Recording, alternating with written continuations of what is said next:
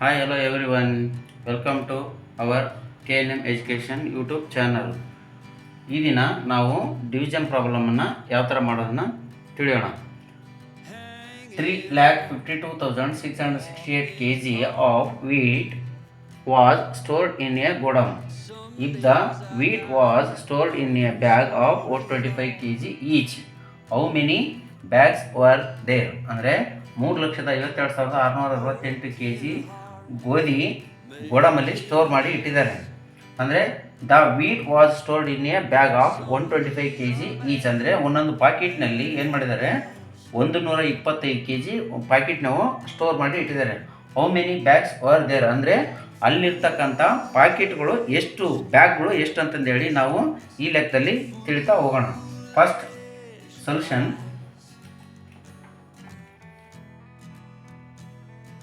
ಗೋಡಂಬಿ ಇರ್ತಕ್ಕಂಥ 3,52,668 kg ಇನ್ನು ಗೋಡಂಬಿ ಸ್ಟಾಕ್ ಆಗಿದೆ. ಗೋಡಂಬಿ 3,52,668 store in bag, one packet bag.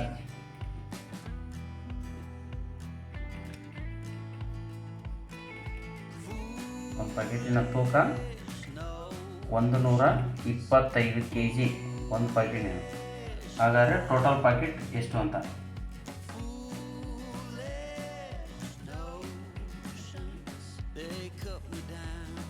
What ಎಷ್ಟು ಅಂತ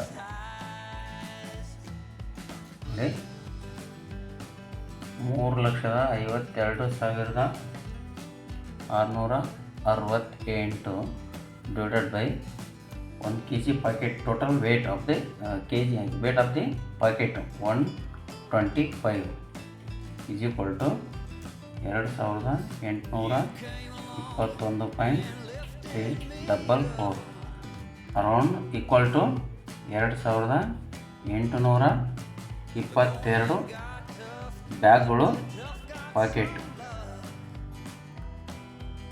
ಗೋಡಂಬಲ್ಲಿ ಇದ್ದಾವೆ. Thank you.